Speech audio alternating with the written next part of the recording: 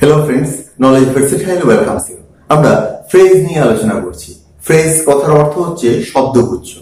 যখন বেশ কিছু শব্দ পাশাপাশি বসে একটা নির্দিষ্ট অর্থ দেয় তখন তাকে আমরা ফ্রেজ বলি। আমাদের মনে রাখতে হবে এই ফ্রেজ বা শব্দগুচ্ছের মধ্যে কোনো ফাইনাইট ভার্ব থাকে না বা কোনো সমাপিকা ক্রিয়া থাকে না, এর কোনো সাবজেক্ট থাকে না, এর কোনো অবজেক্টও থাকে না। অর্থাৎ শুধুমাত্র কিছু শব্দ পাশাপাশি বসে যখন নির্দিষ্ট একটা অর্থ দেয় তখনই আমরা তাকে ফ্রেজ বলি। এই ফ্রেজেরও বিভিন্ন পার্ট নিয়ে আমরা আলোচনা করছি। আজকের আলোচনায় যেটা থাকছে সেটা হচ্ছে অ্যাডভার্ব বা অ্যাডভার্বিয়াল ফ্রেজ।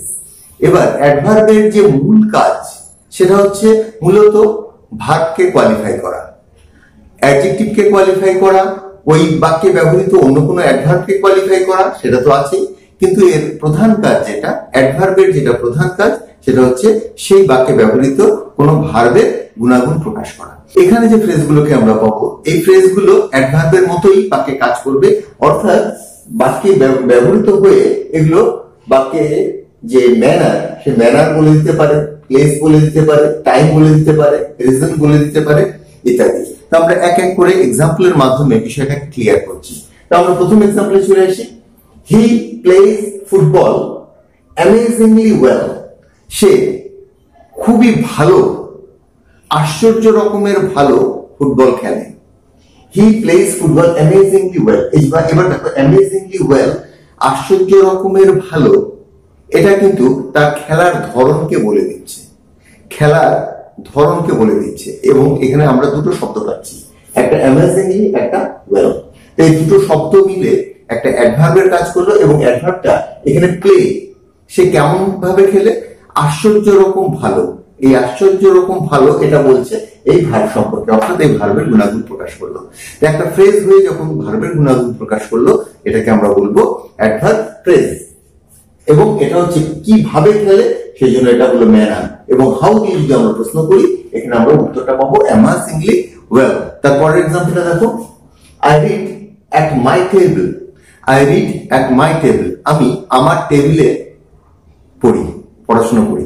কোথায় পড়াশোনা করি? আমার পড়ার যে স্থান সেটা কোথায়? আমার পড়া এখানে হচ্ছে রিডটা হচ্ছে তোমার ভার্ব এবং তার স্থানটাকে নির্দেশ করে দিচ্ছে হচ্ছে at my table. At my table এখানে কিন্তু তিনটে ওয়ার্ড রয়েছে, at my table। এই তিনটে ওয়ার্ড মিলে একটা ফ্রেজ গঠন করছে এবং এটা একটা স্থানকে নির্দেশ করছে, যে কার্য সম্পূর্ণ হওয়ার স্থানটাকে। অতএব এটা হয়ে গেল আমাদের ফ্রেজ এবং এটা অ্যাডভার্ব। অ্যাডভার্ব কারণ এটা ভার্বের যে স্থান সেটাকে নির্দেশ করে দিচ্ছে, এটা প্লেস। এবং এটাকে আমরা যদি হোয়ার দিয়ে প্রশ্ন করি অ্যাট মাই টেবিল, এটা পেয়ে যাব। যদি প্রশ্ন করি যে তুমি কোথায় পড়ো, অ্যান্সার আসবে অ্যাট মাই টেবিল। তো অ্যাডভার্ব ফ্রেজ তোমরা বুঝতে পারছো। He will come in the evening. He will come in the evening, তিনি বা সে বিকেল বেলা, সন্ধ্যেবেলা আসবে। তিনি সন্ধ্যেবেলা আসবেন। He will come in the evening, তার আসার যে সময়, তার আসাটা তো কাজ, তার আসার যে সময় সেটা বলে দিচ্ছে in the evening. In the evening তিনটে ওয়ার্ড রয়েছে, একটা ফ্রেজ এবং এখানে ক্রিয়া সম্পূর্ণ হওয়ার সময়কে বলে দিচ্ছে। অতএব এটা হয়ে গেল তোমাদের টাইম, অ্যাডভার্ব অফ টাইম। এবং এটা হোয়েন দিয়ে প্রশ্ন করলে এই অংশটাকে আমরা পেয়ে যাব, এটা হয়ে গেল ইন দ্য ইভিনিং, এটা তোমার অ্যাডভার্ব ফ্রেজ। পরের এক্সাম্পলটা দেখো, he works to earn money. সে কাজ করে অর্থ উপার্জন করতে। অর্থ উপার্জন করতে সে কাজ করে, তার কাজ করার যে কারণ সেটা এখানে পেয়ে যাচ্ছে তোমরা, টু আর্ন মানি। এটা হচ্ছে অ্যাডভার্ব অফ রিজন। এটাকে যদি হোয়াই দিয়ে প্রশ্ন করো পেয়ে যাবে টু আর্ন মানি, তিনি কেন কাজ করেন, অর্থ উপার্জনের জন্য। নেক্সট এক্সাম্পল দেখো, she is playing in the field. সে মাঠে খেলছে। সে মাঠে খেলছে, she is playing in the field. In the field এখানে একটা স্থানকে নির্দেশ করছে এবং ওয়ার্ড আছে তিনটে, ইন দ্য ফিল্ড। এটা যে খেলা, এটা একটা কাজ, এটা একটা ওয়ার্ড, ভার্ব, এর যে স্থান সেটাকে নির্দেশ করে দিচ্ছে। অতএব ইন দ্য ফিল্ড তোমার হয়ে গেল অ্যাডভার্ব অফ প্লেস এবং এটা অ্যাডভার্ব ফ্রেজ। একে যদি তুমি ওয়্যার দিয়ে প্রশ্ন করো যে সে কোথায় খেলছে, তবে অ্যান্সার আসবে in the field. Next example, I play football in my free time. এতক্ষণে তোমরা বুঝতেই পারছো, I play football in my free time, আমার ফাঁকা সময়ে, আমার অবসর সময়ে আমি ফুটবল খেলি। ফুটবল খেলার যে সময় সেটাকে তোমার বলে দিচ্ছে, খেলার সময়টাকে এখানে পেয়ে যাচ্ছি ইন মাই ফ্রি টাইম। অতএব এটা হচ্ছে অ্যাডভার্ব অফ টাইম এবং when দিয়ে প্রশ্ন করলে ইন মাই ফ্রি টাইম এটা আমরা পেয়ে যাব। নেক্সট এক্সাম্পল দেখো, হি kept his book in his bag. In his bag এটা কিন্তু একটা ফ্রেজ, তার ব্যাগের ভিতর, তার ব্যাগের ভিতর। এবার বইটা, হি কেপ্ট হিজ বুক, বইটা রেখেছিল কোথায়? হি কেপ্ট, সে রেখেছিল কোথায় বইটা? ব্যাগের ভিতর।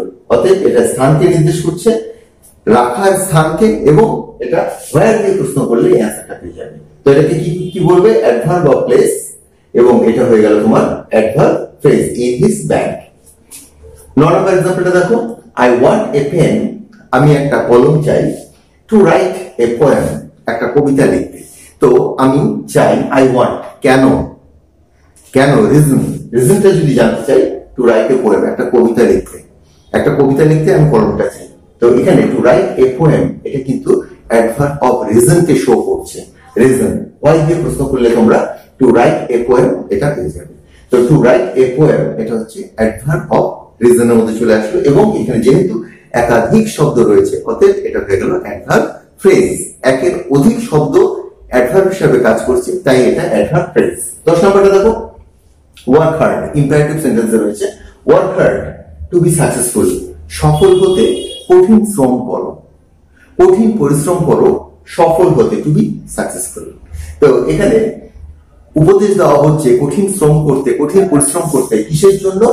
Two be successful. এটা তোমার অ্যাডভার্ব অফ রিজনের মধ্যে চলে আসলো, এবং why দিয়ে প্রশ্ন করলে কেন কঠিন পরিশ্রম করবে? না, সফল হতে।